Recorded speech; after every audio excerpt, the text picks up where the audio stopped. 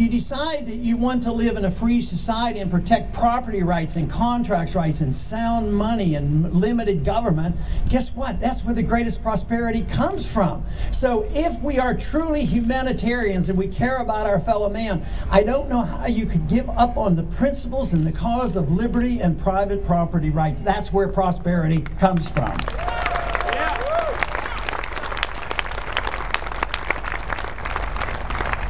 But of course today we're concerned about the materialism of society. And I think this happened a long time before most of us here were born. You know, in the early part of the last century, we concentrated more on the materialism of what is produced. And therefore we used the government to play favorites, redistribute wealth, help one group or another. And for decades they were able to get away with it because the production was so great and there was so much prosperity that they were able to get away with this mischief.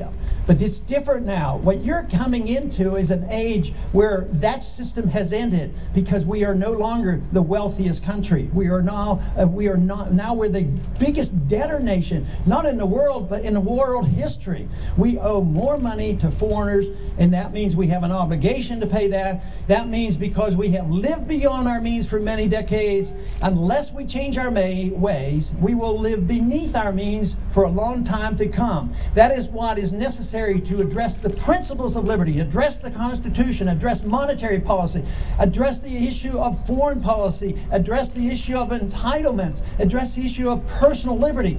If we do that, the solution is not that difficult. And they say, well, if you do that, there's going to be some bad times. It would be really rough. When this make conditions worse? In a way, that's true. But guess who it would be worse for? It would be the people who've been ripping us off. They're the ones that would get a bad deal of it.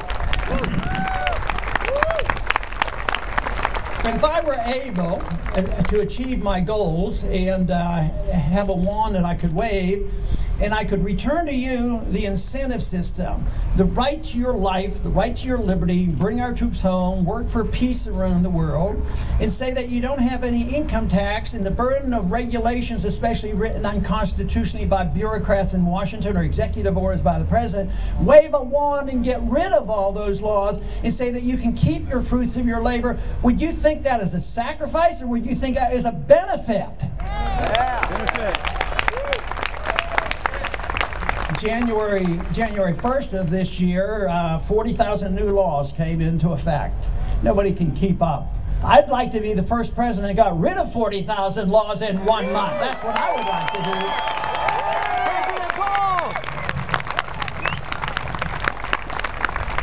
do. And of course, I'm one president. I can guarantee you that I wouldn't go to war without a declaration. I would not go to war without that.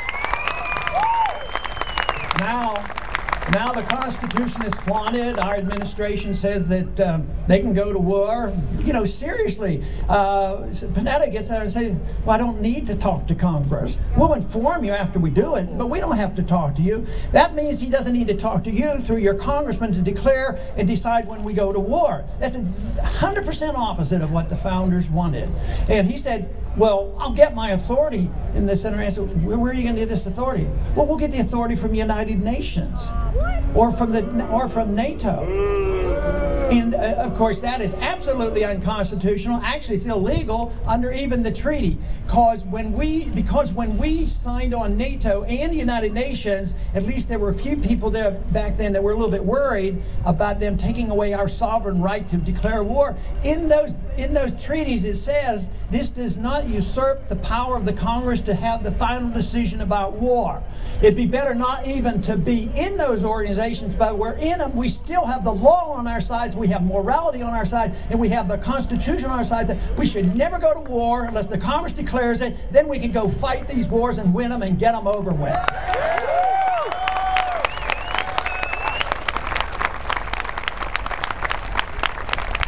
But one of the things that these constant war generates is our carelessness when we look at our liberties, because they say, well, this is special conditions. We're in war, so you have to give up some of your liberties. And they talked about after 9/11, they said, well, you have to give up your liberties to be safe.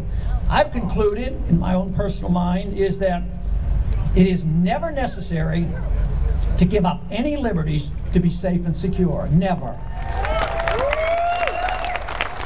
And of course, we were advised that if we ever embarked on that course of giving up liberties for our safety, we'll end up with neither, and I'm afraid we're approaching that. We do not have our liberties. They're being constantly undermined.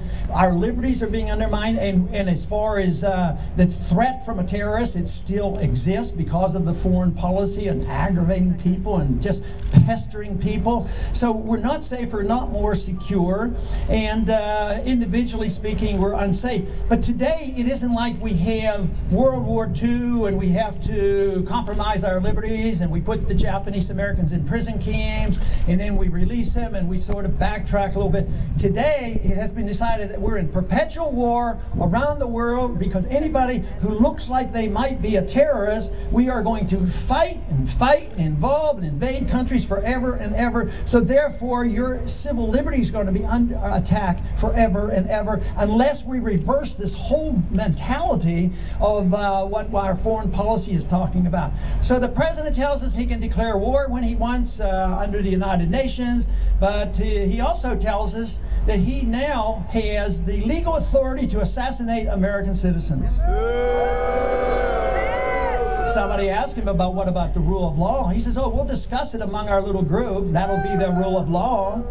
And they said, well, what about the Constitution? He said, oh, it's constitutional. He said, I'm the commander-in-chief. And anything that is not prohibited in the Constitution, I, as a president, am allowed to do. That is a gross distortion of the Constitution. The president, and as your president, I would follow this. As president, presidents can only do those things that they're explicitly permitted to do.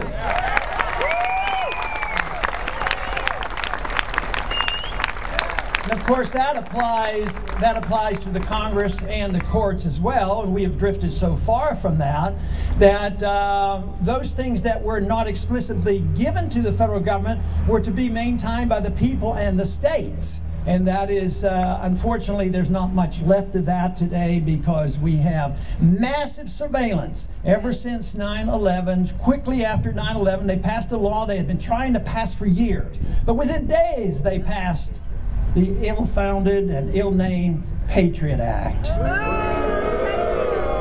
I'm convinced that the Patriot Act would not have been passed if they'd have been more honest with us. If they would have called it to repeal the Fourth Amendment Act, maybe somebody would have voted against it.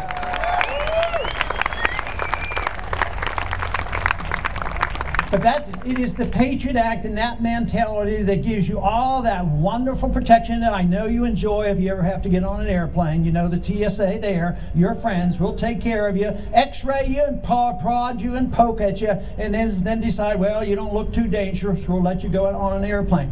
No privacy is left in this country today. Your medical privacy is gone, your financial privacy is gone, and now they don't need search warrants at all to search what we do. The founders would be aghast at what we have given up. And, so it does need a reawakening. We don't have to reinvent anything. We need to improve on what we have. But we need people of character that will stand up to this abuse. But the politicians in Washington will come your way if you agree with this, if you let their voices be heard. Believe me, in Washington, I think we need some ear, nose, and throat doctors. We need to check their ears because they don't listen. They're not hearing you. But on a rare occasion, they do. What about when the message got out to many of people like you who heard about a Stop Online Piracy Act? That message was heard. They withdrew the bills from the House and the Senate because they knew the American people, that was one step too far. But we allow these other things to go along and they creep along and it gets more difficult. So the system still can work, but we have to get it out, whether it's dealing with a piece of legislation or whether it's dealing with an election that's coming up. A message ought to be sent that the status quo should not be tolerated and we need some real changes in this country.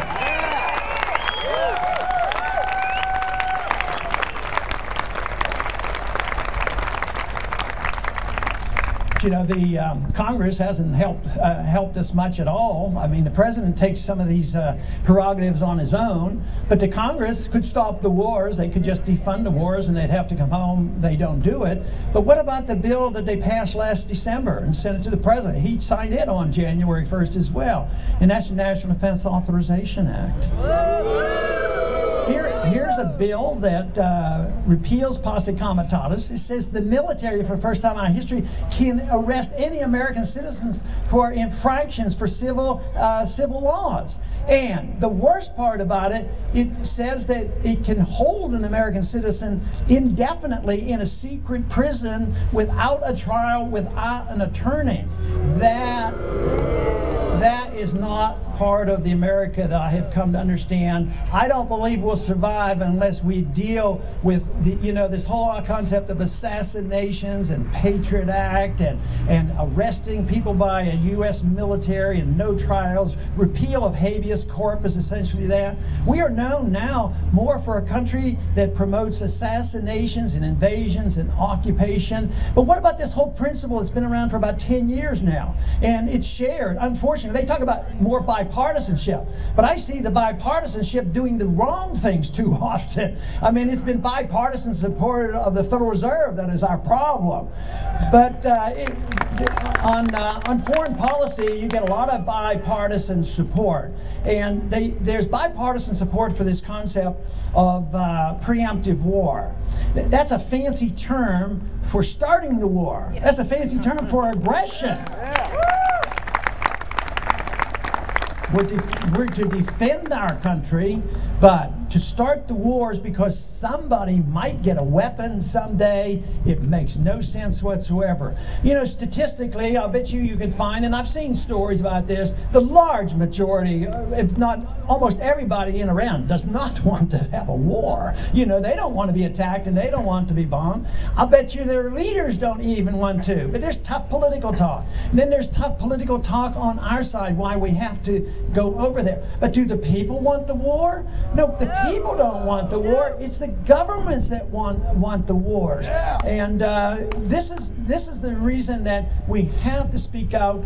And unfortunately, if things don't change, it will end. The foreign policy will end, but it's going to end in real tragedy because this country will be bankrupt and we won't be able to form. That's how great nations usually are brought down. That's how the Soviet system was brought down. Fortunately, we didn't have to fight a nuclear war with the Soviets, but that system came down mainly because of the bankruptcy, and we're truly on the verge of that because the spending is endless. But the attack on our liberties are endless too. You take another war that's been going on since the early 1970s. We spent between $3 and $4 trillion on an ill-advised war, one that it permits our government to invade thousands and thousands of our homes looking for people who might be using illegal substances.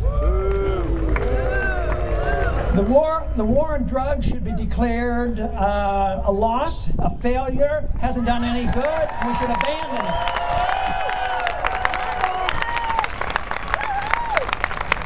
I don't know why those on the more liberal side and more conservative side shouldn't come together on this issue, because conservatives a lot of time talk about states' rights, and that's supposed to be a bad term now, politically incorrect to say states' rights, but that's what the Constitution says. The rights and the privileges are reserved for the states and to the people. But what about an issue like marijuana, the benign offering of states to vote on marijuana for medicinal purposes? They have that. Why couldn't the left and the right come together and say the states should have a right to allow sick people to use marijuana?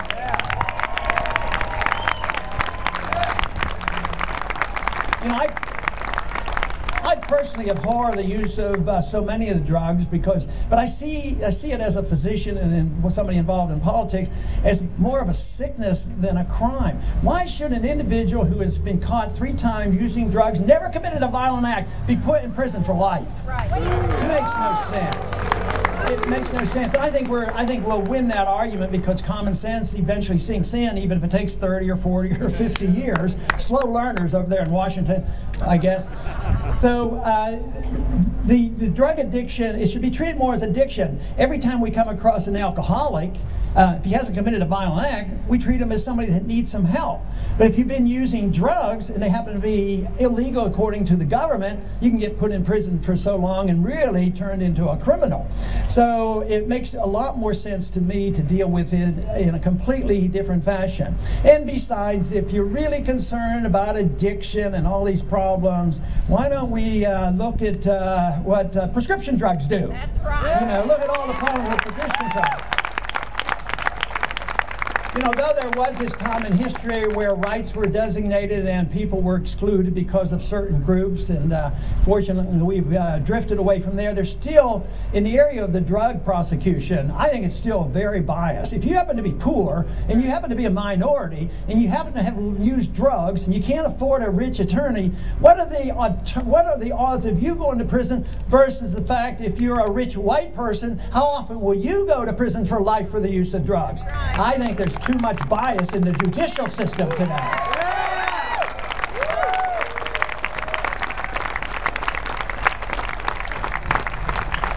Politically, I believe this whole message of individual liberty versus indoctrination by the dictatorship of the majority should bring us together. Right now, we're not together. The pie is shrinking. The special interests are clawing away. They think, well, we have to spend more money on lobbying because there's not so much left, and we know there's going to be a limit.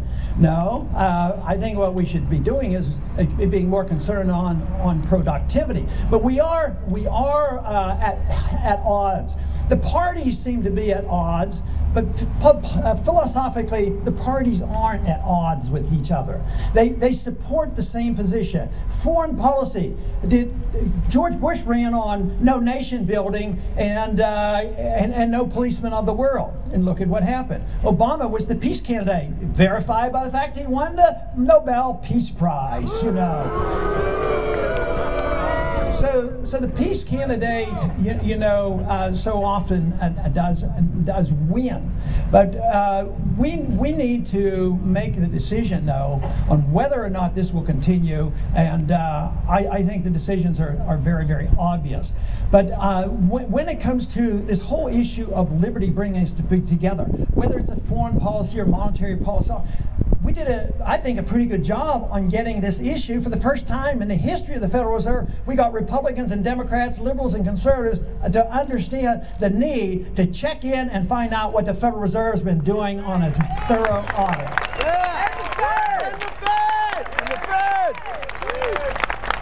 But I'm optimistic enough to believe that we can bring people together on the big issue of liberty.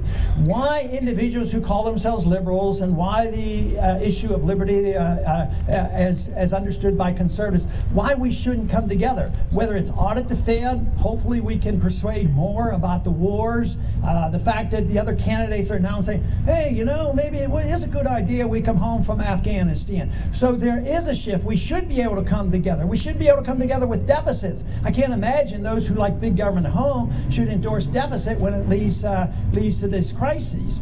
But we should be able to come together not because of our lifestyles, not because of how we would use our liberty, not because of how we would spend our money, but because we want our freedom. People should come together because we want to be free individuals.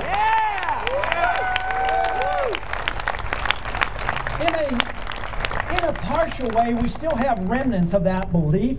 We usually don't go out challenging people about their religious beliefs. Every once in a while, I think it's crept into this campaign a theocratic approach to politics, which I do not like. But we should be able to bring people together because we want you to make your choices on how you spend your money. But how you spend your money should be equivalent to how you spend your life, what your social values are. This whole idea and the amount of time we've been spending, the world's coming apart, the debt is exploding, the wars are going on, the financial crisis on our doorstep, and we're fighting over who's going to pay for the birth control pills.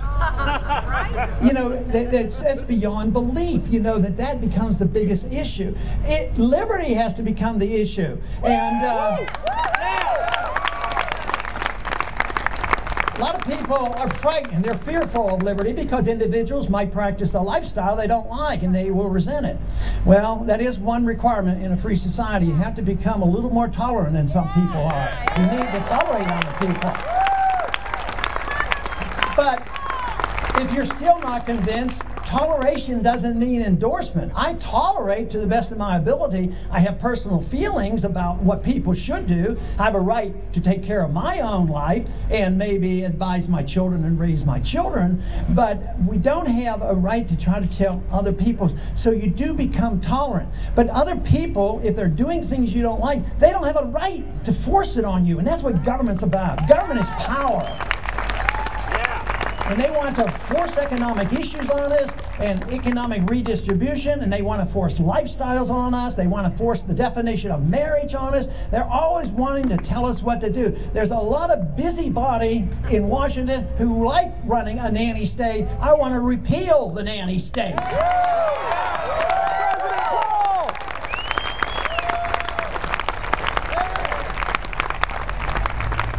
We had the best trial of freedom in the history of the world. We were the freest and the most prosperous. Now we are not so free. The experiment is at crossroads. A lot of people say this is the election that will determine it.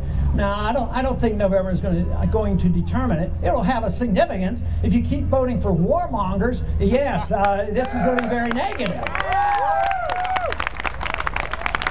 But we are at a crossroads. We don't know when the final decision has to be made, but there will be one. We'll have to decide which way we're going, toward tyranny or toward liberty. Those who oppose us claim that we want to go backwards, backwards to the old days. But freedom is so young, there aren't very many old days, 100 years or 200 years. What about 6,000 years of history? Those who promote big government for whatever reason are tyrants, and they want to go back to the tyranny of the ages. We want something new and wonderful, freedom for the individual.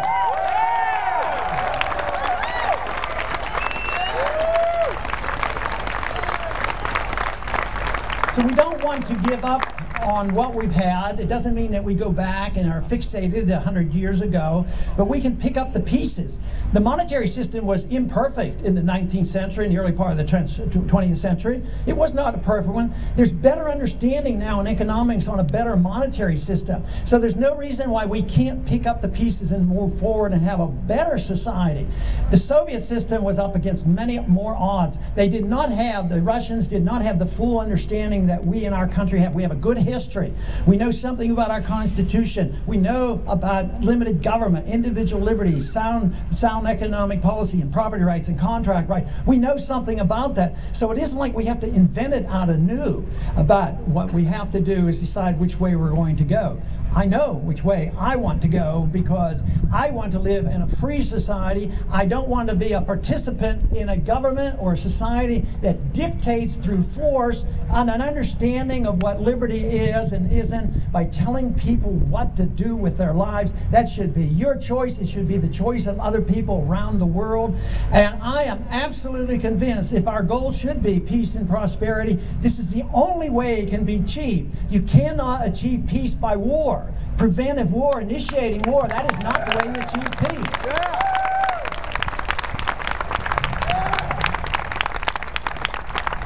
Now the problems seem at times overwhelming, and some people say, well, how are we ever going to get 51% of the people to endorse that? Actually, you don't have to. You just need a group like this that is energetic, understanding, studies the issues, and understand the issues.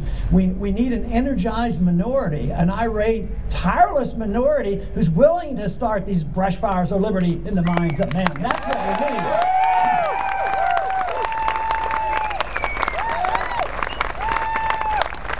Because we're literally getting thousands of people paying attention. Of course, the evening news, they haven't paid any attention yet, but thousands of people are now paying attention. So not only do I think there are many, many brush fires that have been going on for the past 30 years, I think it's approaching a forest fire of interest out of need now that we have something different, that we can't continue this spending, we can't continue these wars, we can't continue if we want to live in a free society.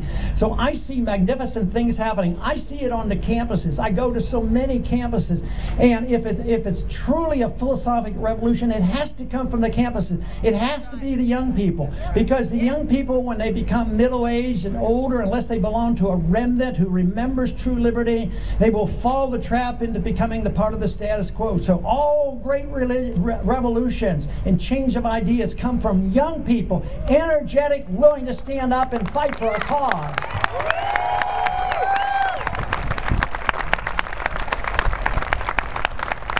And for those that aren't in school and are not quite so young, you have to be young in spirit. And that is the only thing that counts. But we should be optimistic because the numbers are growing, and of course there are many who have been in a remnant. They've been frustrated, their independence, and they felt like they have been disenfranchised. They are very much interested in what we're talking about. So when it looks at some of the statistics and some of the votes, it's easy to become discouraged and say, oh, you know, the cause of liberty didn't do so well last night. But I'll tell you what, if you put the cause of liberty out on the table and let everybody vote where there's less control of the voting, let all the people vote, the independents vote, let the Democrats vote, guess what? We do quite well, and many times we beat the rest of the candidates, and we can come out on top of Obama as well.